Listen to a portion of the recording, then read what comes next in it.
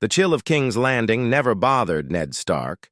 It wasn't Winterfell, but the cold wasn't in the air. It was in the smiles, the secrets, the shadows cast by golden lions and little birds.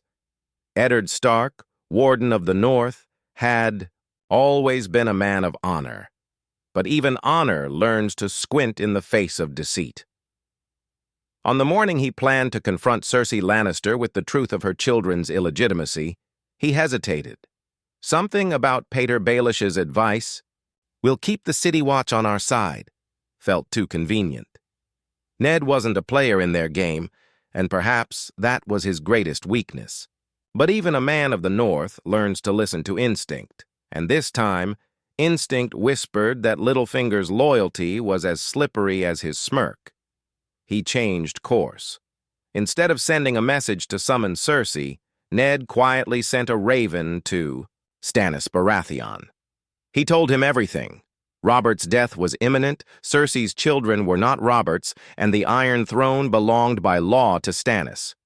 He asked him to come swiftly and discreetly, with as many loyal men as he could muster. The raven flew under darkness, its flight a thread of hope tied in secrecy. Then Ned did something he hadn't done since his youth. He spied. He paid attention not just to what people said, but what they didn't. He noticed how Baelish seemed too ready, too eager, like a man rehearsing treachery. And when Littlefinger offered him the support of the City Watch in exchange for power after Robert's death, Ned refused. Instead, he sought out Commander Janos Slynt directly. He offered gold, sure, but more importantly, he offered honor. Janos was no great man, but even small men have their ambitions. Ned promised him elevation, not through deceit, but through alliance with Stannis, the rightful king. With the Stark name and the Baratheon claim behind him, Janos would not just survive the storm. He might thrive in it.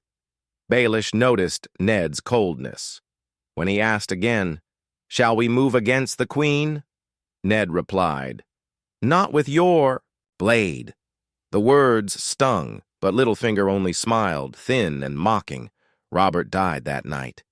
The city shifted. Rumors spread like wildfire. The king was dead, the queen was quiet, and the throne stood waiting. Joffrey moved quickly to take it, seated by his mother's will and Sir Barristan's uneasy silence. Ned stood in the hall of the Red Keep, the king's letter in hand, naming him Lord Protector. But this time, he didn't go alone. The doors opened, not for Joffrey, not for Cersei, but for Stannis Baratheon's envoy.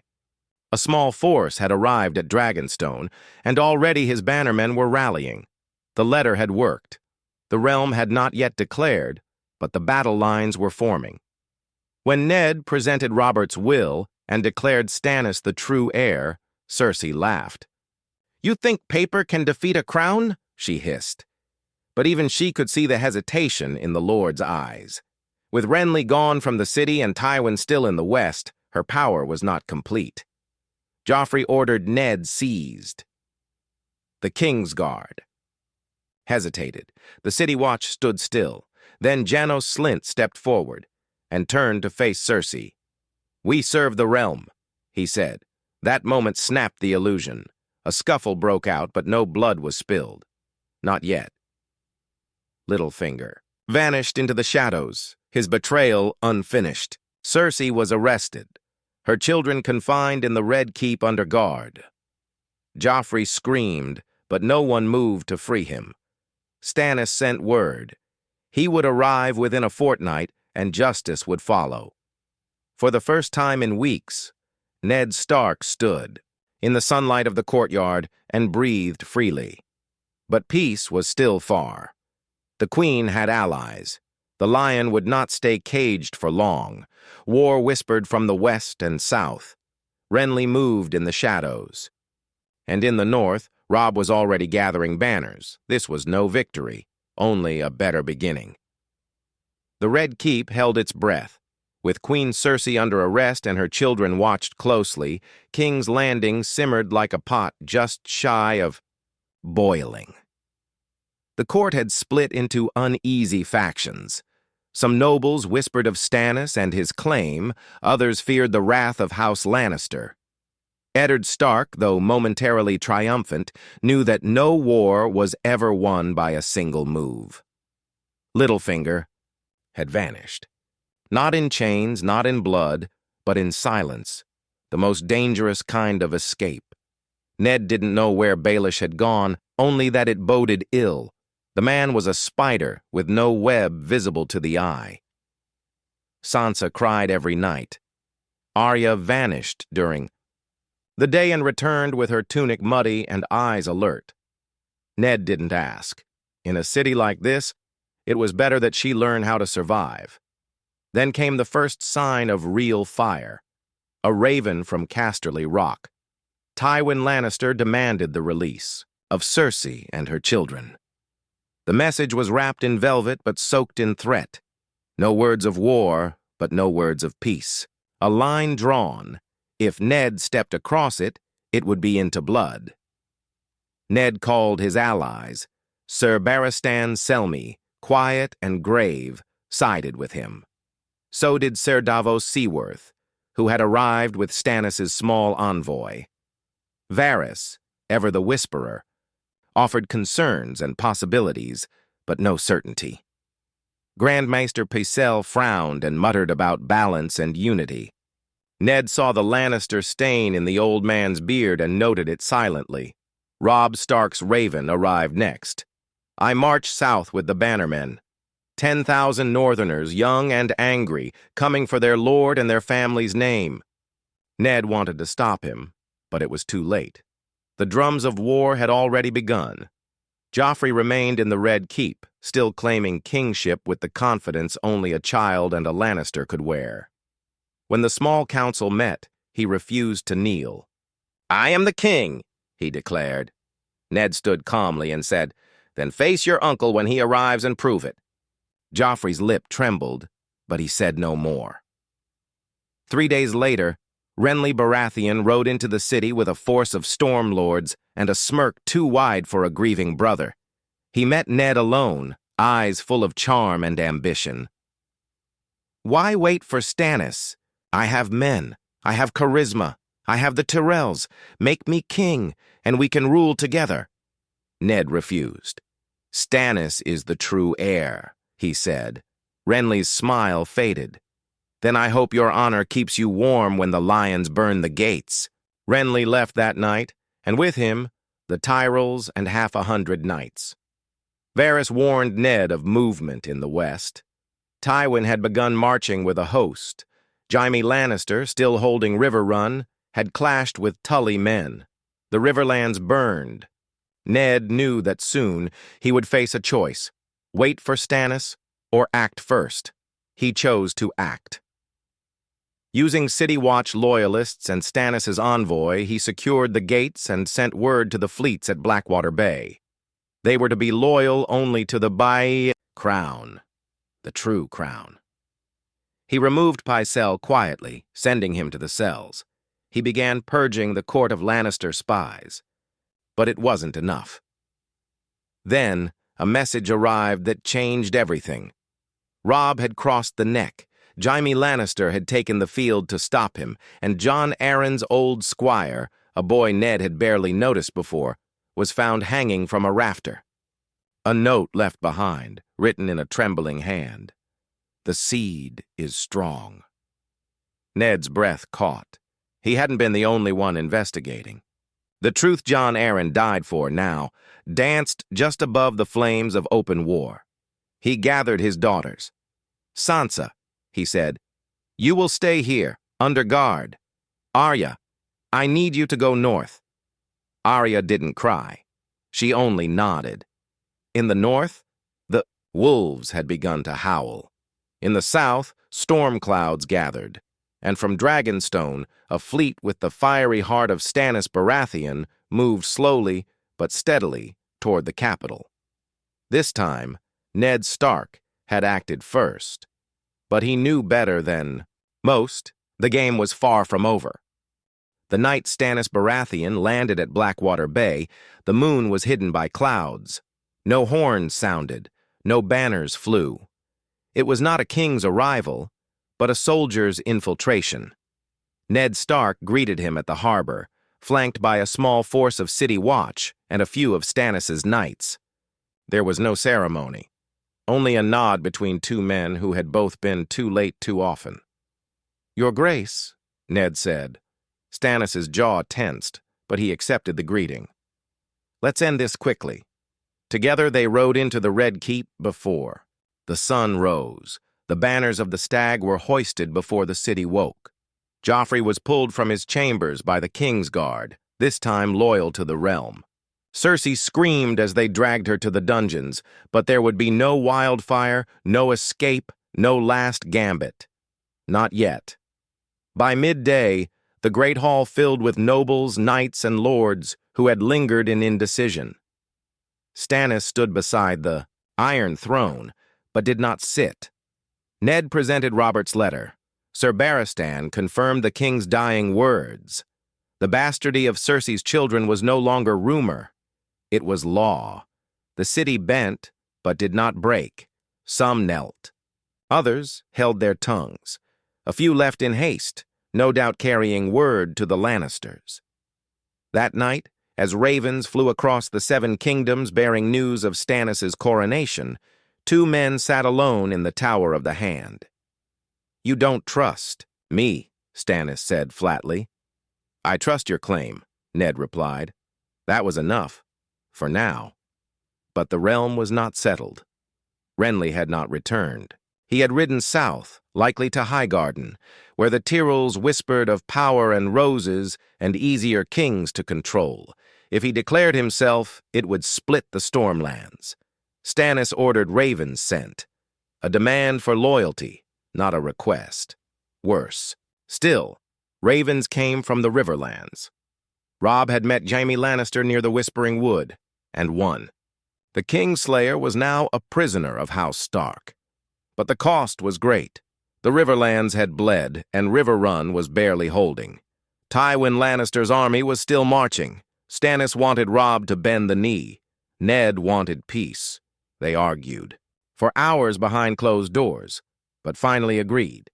A delegation would ride to meet Robb, offer him dominion over the North in exchange for allegiance to the Iron Throne. A kingdom in all but name. But not everyone approved. Varys disappeared again.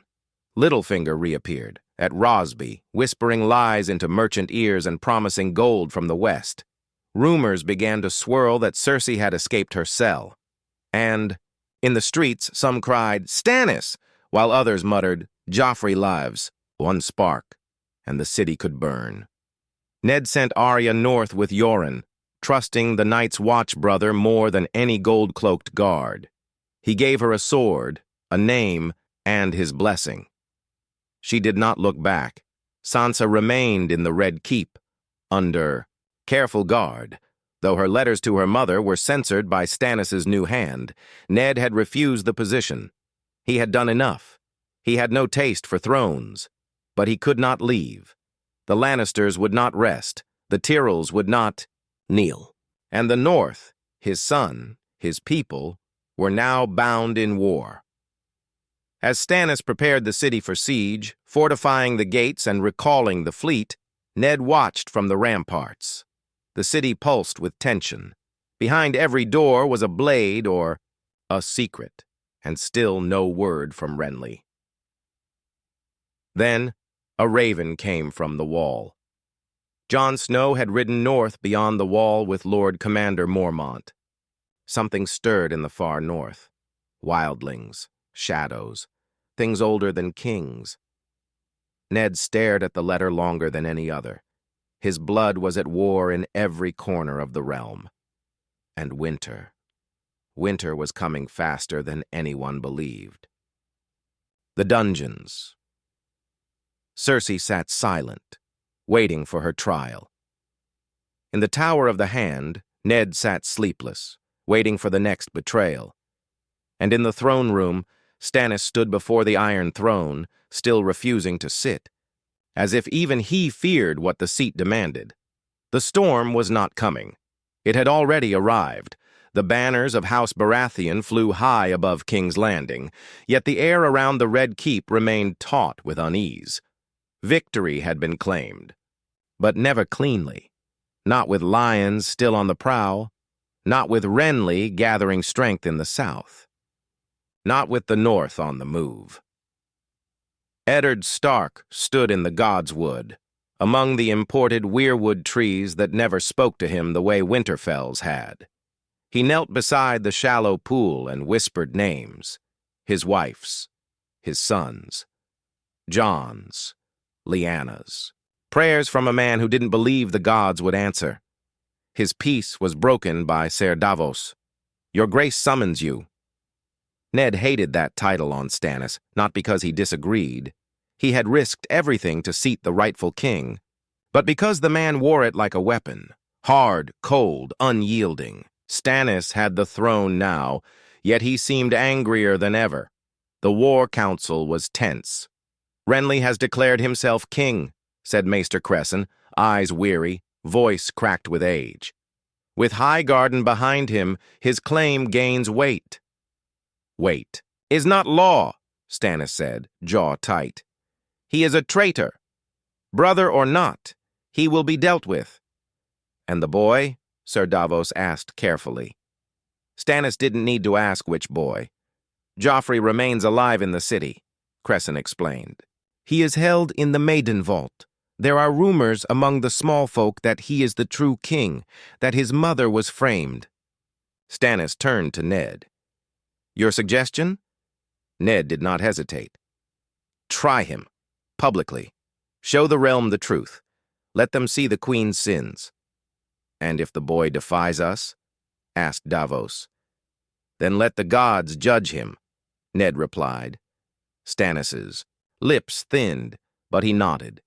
The trial was set for the next moon's turn. Until then, Joffrey would remain guarded, his every word recorded. Cersei, already silent in her cell, refused to see anyone, even Jaime, who had now been brought to the city under Stark watch. 2 lions in cages, but no one believed they would stay that way forever. Then, word came from the north. Robb Stark had crossed the Twins. Lord Walder Frey had granted him passage in exchange for promises that Ned found distasteful. Marriage, oaths, betrothals, strings that tightened around his house. But Robb had no time for softness. He marched fast and struck faster. At Oxcross, Tywin Lannister's forces were ambushed. Losses were heavy. Robb had not only won, he had terrified them. The young wolf, they now called him. But Stannis was not pleased. He must kneel, he told Ned. And he might, Ned replied, if asked with respect, not threat. Stannis scowled. He is not a king. He is a Stark, Ned answered. And he is winning. The balance of power shifted daily. Renly now sat in Highgarden, surrounded by flowers and steel. His crown was light, his charisma strong, and many lords flocked to him simply because he was not Stannis. The realm remembered Robert's laughter. Renly wore the same smile, the same ease, but he was no king, not in the eyes of law or in the eyes of Stannis. So envoys were sent, from Dragonstone, from King's Landing, from Winterfell. Each man sent a message, kneel or fight. Then came a shadow, not a metaphor, a real one. It came with whispers. One of Stannis's enemies, a Stormlord who had refused to support him, was found dead in his tent. No wound, no blood, just fear frozen into his features. Ser Davos spoke of a red priestess who now whispered to Stannis, her eyes full of flame and prophecy. Melisandre of Ashai. Ned met her once in passing. Her eyes searched his soul. She smiled and said, "You smell of snow and secrets." He disliked her instantly. Then another death followed, a second lord, then a third. Stannis said nothing. He tightened his rule and continued preparations for Renly's campaign. But Ned saw something in his eyes. Not fear, but obsession. And, One night, when the flames in the Hall of Light burned high, Ned heard a name in the priestess's chant, Azor Ahai. He did not understand it, but he knew danger when he saw it. War was no longer just swords and banners. Now shadows walked among them, and Ned Stark, who had trusted too much and bled too often, began to fear that in saving the realm from one false king, he might have unleashed something darker than any lion. The city slept restlessly beneath its golden spires. Ned Stark stood on the battlements of the Red Keep, wind tugging at his cloak, eyes turned northward, always northward. The war to place the rightful king on the throne had been won, but the kingdom itself was far from peace. He had saved the realm from Cersei's web of lies, but now he questioned whether he had traded silk for fire. Stannis Baratheon had changed. He still spoke of law, of duty, of justice, but now he moved with the certainty of a man who believed he was chosen, not merely by birth, but by flame. The Red Woman, Melisandre, never left his side. She claimed the Lord of Light had marked Stannis as Azor Ahai reborn. She spoke of a great darkness, of fire and sacrifice. Stannis, ever the stoic soldier, began to listen. Ned watched it happen. First, it was whispers in the dark. Then came the burning of idols in the city's square. The seven pulled down and set alight. "False gods," Melisandre said. "Wood and stone cannot save you from what comes." Stannis didn't object. Then came the purge. Priests of the faith were arrested. Septons vanished. When Ser Barristan objected, he was stripped of command and told to retire. Davos Seaworth, faithful as ever, said little, but his eyes were uneasy. Ned confronted Stannis in private. "This is not the king Robert would have wanted," Ned said. "Robert was weak," Stannis replied, "and the gods he worshipped are dead. I have seen visions in the flames, Lord Stark. You too are in them." Ned stiffened. "I want no part in your fire dreams." Stannis said nothing more, but from that day forward, Melisandre watched Ned closely. Too closely. Meanwhile, in the north, Robb Stark had taken the twins and was marching toward Harrenhal. The River Lords rallied to him. Jaime Lannister remained a prisoner, under heavy guard in the cells of the Red Keep. Ned visited him once. "You lost," Ned said simply. "I played the wrong game," Jaime replied, smirking. "But don't think. The lion's done roaring. My father will come, and he doesn't lose." Ned knew that too well. Then came a raven. Tywin Lannister had struck the Golden Tooth, routing a Baratheon force in the west. His army was vast, disciplined, and fueled by vengeance. He did not recognize Stannis's claim. He demanded the release of Jaime and his grandchildren. And he had allies. The Westerlands marched, and Renly. Renly moved too. His banners now numbered in the tens of thousands. The Tyrells had fully committed. Knights of the Reach sang his name as if he were already king. He had declared himself protector of the realm and set out from Highgarden, moving east toward Storm's End, toward confrontation with his brother. A war of Baratheons loomed. Ned again urged Stannis to reach out to Robb, to the Vale, to Dorne. The kingdoms had not yet united under one banner, and if they did not, they would burn again. Stannis agreed in word but not in spirit. His focus was on Melisandre's visions and the prophecy she fed him like honey on poison. Then came the trial. Joffrey Baratheon, once king, now prisoner, was brought before the court. The great sept, half crowded and tense, held its breath as Ned presented the truth. Robert's will, the lineage of the Baratheon line, the accounts from Jon Arryn's old papers, and the confirmation from Maester Pycelle, even under threat. Joffrey called it lies. He spat, screamed, demanded to be crowned again.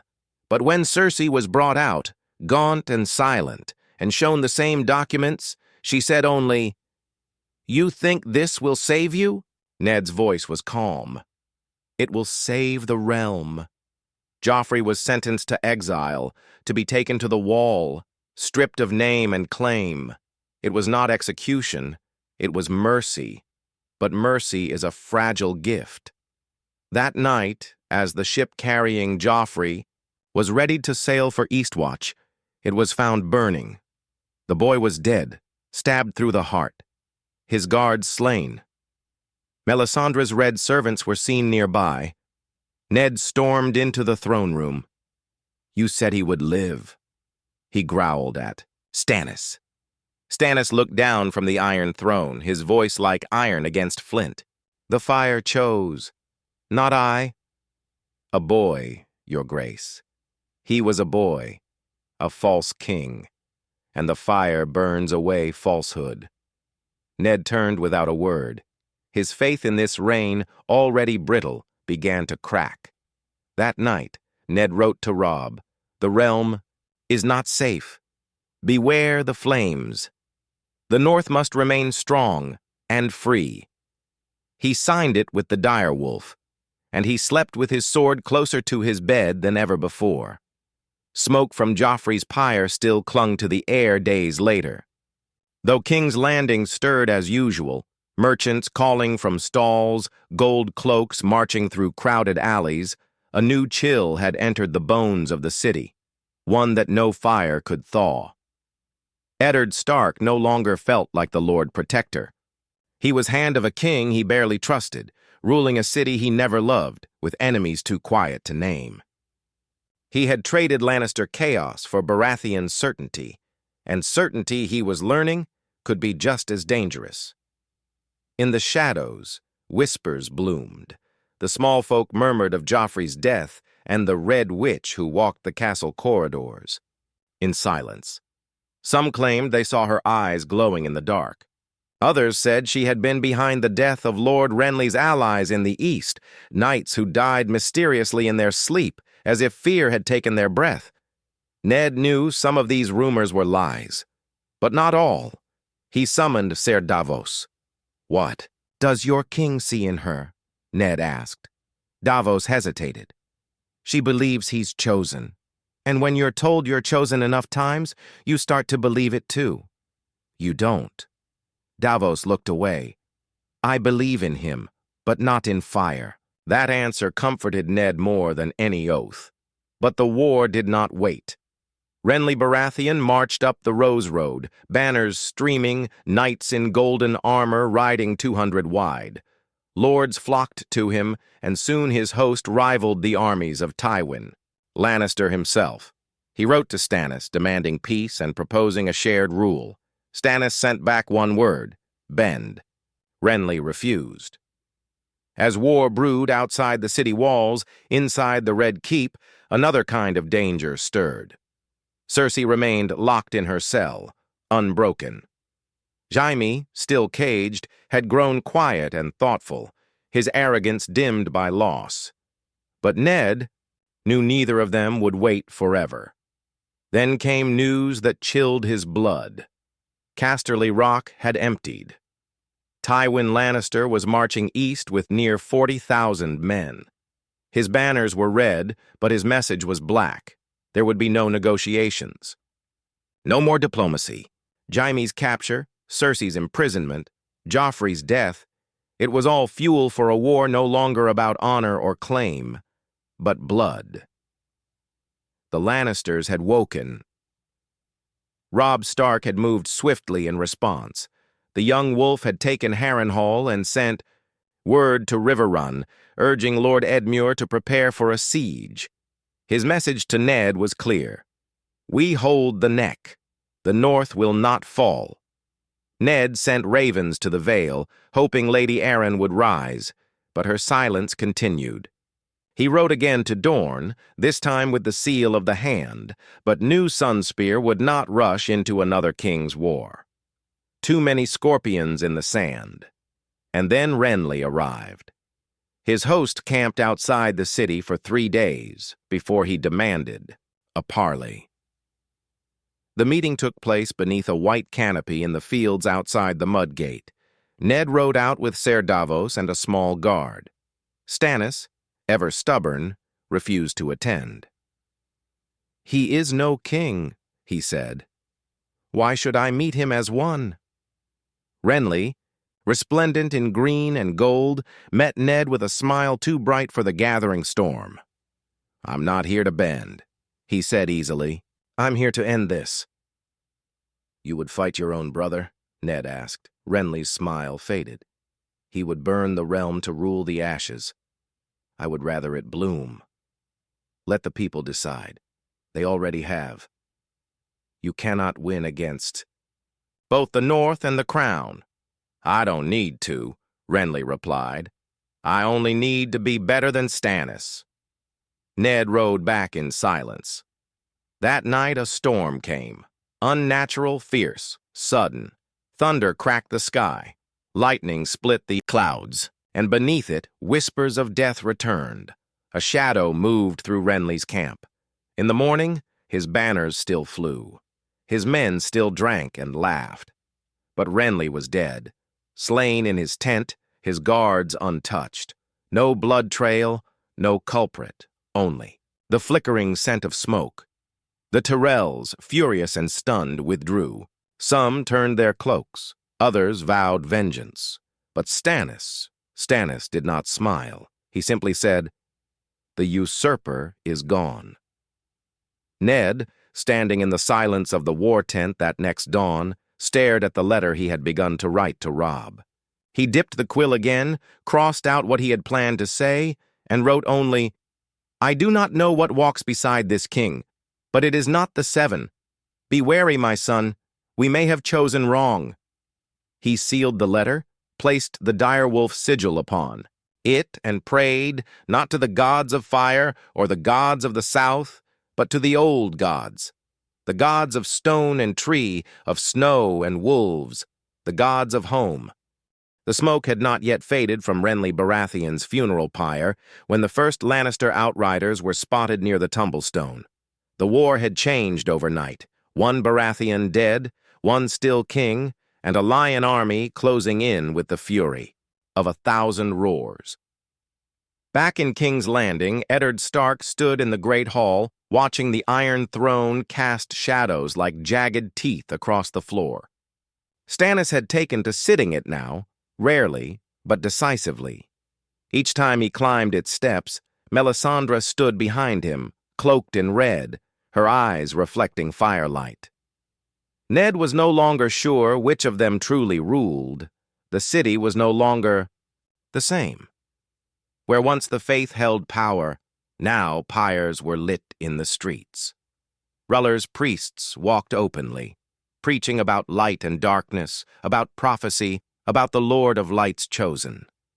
Ned had stopped one such procession himself, demanding the release of a septon being dragged through Flea Bottom.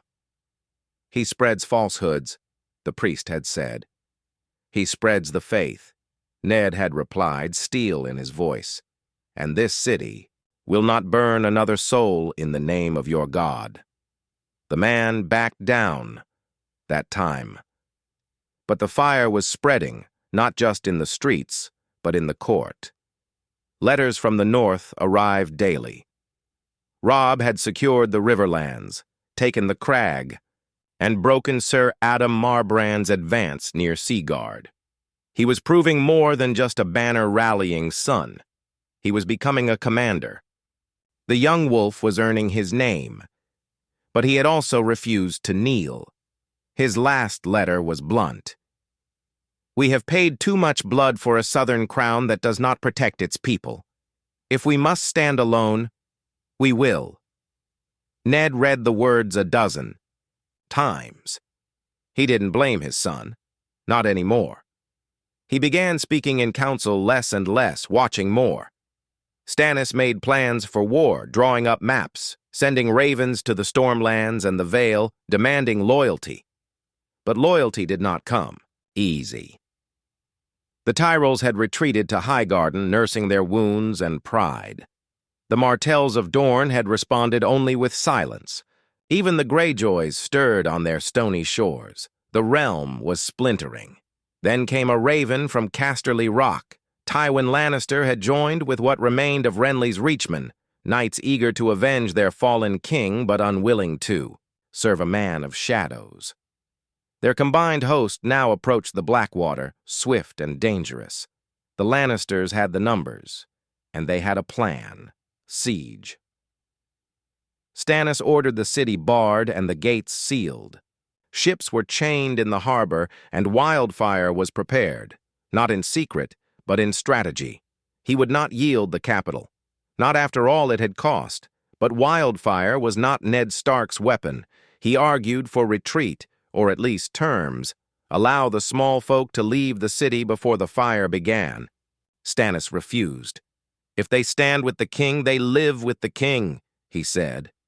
Ned turned to Davos. Do you believe that? Davos could not answer.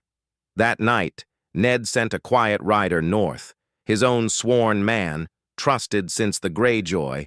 Rebellion. The message was short. If King's Landing falls, do not come. Rule the north. Guard the wall. The south is lost in fire. He signed it only with his name. Eddard. The next morning, he visited Jaime Lannister's cell once more. You'll be free soon, Ned said. Jaime raised a brow. A change of heart? No. A certainty of war. And you think I'll thank you? Ned stared through the bars. No. But I hope you'll carry a message to your father. One war ended a kingdom. This one will burn the world. Jaime gave a crooked smile. Then let's hope I survive long enough to deliver it. That same day, Melisandre burned a stag in the courtyard, claiming it represented the last of Stannis's doubt. But Ned knew better. It was the last of Stannis's restraint. The city braced for siege. Supplies were rationed. Walls were manned. The Blackwater glistened in the sun, deceptively calm. And Ned Stark, Hand of the King, began preparing for something he never thought he would have to do again. Defend a city he had never wanted to. Protect. For a king he was no longer sure he believed in. The gods were silent. The north was far, and the storm had finally reached the gates. The sky above King's Landing glowed red before the first Lannister banner crested the hills beyond the Blackwater. Firelight flickered on the water even before a single ship breached the bay. War had not yet begun, but its scent already filled the air: ash, fear, and steel. Ned Stark stood atop the walls, eyes locked on the horizon. Behind him, the capital roiled. Civilians begged for escape, but the gates had been sealed. Stannis, Baratheon, now calling himself the Light's Chosen, would not open the city for anyone. The flames will cleanse what they must, he said. Only the faithful will endure. Ned knew then, this city had become a trap, not for the Lannisters, but for the people. Inside the Red Keep, wildfire barrels lined the cellars. Alchemists bustled like beetles, stirring their glowing green poison, whispering about purifying fire. Melisandre watched over it all with an eerie calm, as though this was not war, but prophecy unfolding, and she merely its reader. It was then that Ned made a choice.